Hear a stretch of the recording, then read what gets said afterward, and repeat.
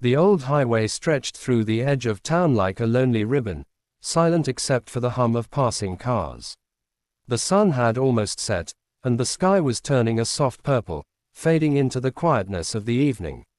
On the side of the road, a small, dusty sedan drove steadily, but something inside that car was terribly wrong. In the backseat sat a young girl, no older than 13, named Emily. Her hands trembled as she held them close to her chest. She looked out the window, her eyes filled with fear she couldn't hide. She had been taken earlier that afternoon by a stranger who had tricked her while she was walking home from school. She didn't know why he wanted her or where he was planning to take her.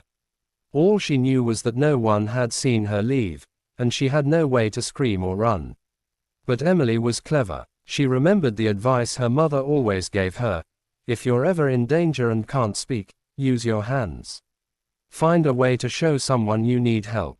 That small piece of advice kept repeating in her mind like an echo she desperately clung to.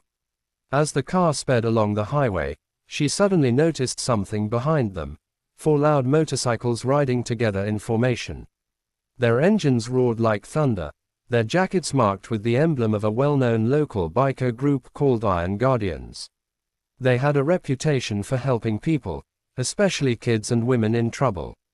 Emily didn't know who they were, but to her, they looked powerful, safe, like people who might listen. Her heart pounded. Could she take the chance? Would they even notice her? Emily leaned forward slightly, making sure the man driving the car didn't see her movement. She took a shaky breath and slowly lowered the window just an inch. The cool wind hit her face, giving her a burst of courage. One of the bikers, a tall man with a gray beard and sharp eyes, noticed the slight movement from the car ahead. His name was Ryder, the leader of the Iron Guardians. Something about the way that window moved, slow, fearful, hesitant, made him pay attention. Emily knew she only had seconds. Her hands came up, shaking uncontrollably. She made the silent hand signal for help, flattening her palm, tucking her thumb in, then folding her fingers over it. She did it again, and again, and again. Ryder's eyes widened. He knew that signal. His daughter had taught it to him. It was a secret sign used around the world for people in danger. And this girl wasn't just signaling, she was begging. Ryder didn't think twice. He revved his engine loudly, giving a sharp signal to his crew. The 3 other bikers immediately shifted formation. They closed in around the sedan but kept enough distance to avoid drawing attention too quickly. Emily saw them noticing her. A single tear ran down her cheek, not from fear, but from a small spark of hope. Inside the car, the kidnapper kept driving, completely unaware of what was happening behind him. Ryder moved his bike a little closer to the left side of the sedan. Then he leaned forward and looked directly into the back window. He saw Emily's terrified eyes. He saw her desperate signal again. That was all the confirmation he needed. He dropped back, motioned to his crew, and all 4 of them instantly switched into protection mode. One biker slowly moved to the right side of the sedan, pretending to check his bike's engine so the kidnapper would slow down. Another moved alongside the rear bumper, cutting off the sedan's ability to speed up.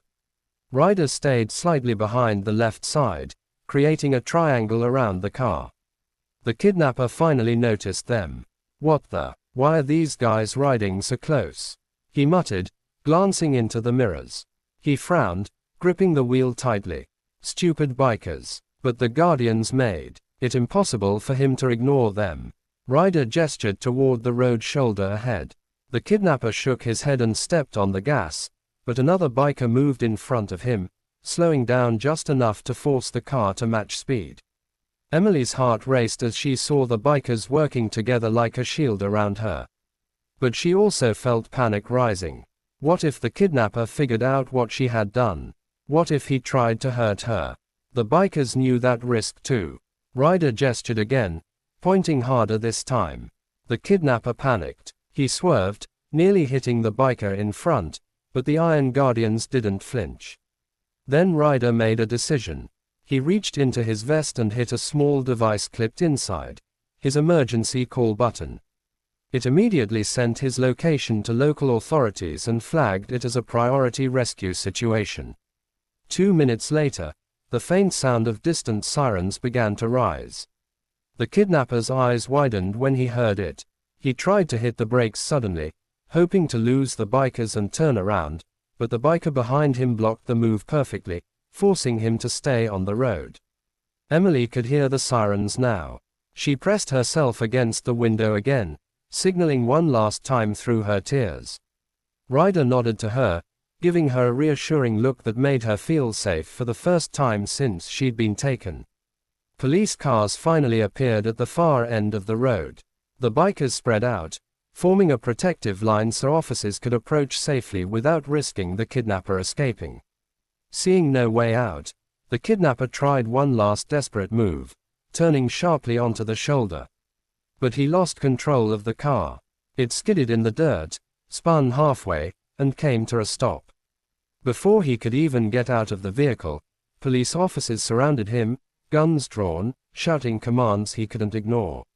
Within seconds, he was pulled out and pinned to the ground. Emily sat frozen in the backseat, tears streaming down her face. She didn't even realize the door had opened until a gentle voice spoke. "You're safe now, sweetheart," Ryder said softly. He crouched down, his rough biker appearance softened by the kindness in his eyes. "You did the right thing. You were incredibly brave." Emily burst into tears, not out of fear now, but relief. Ryder carefully helped her out of the car. She clung to him tightly as police officers moved around them. Her mother arrived minutes later, running toward her daughter with a cry that echoed across the highway. She wrapped Emily in a hug so fierce it nearly knocked the breath from both of them. Ryder stepped back respectfully. He didn't want credit or attention.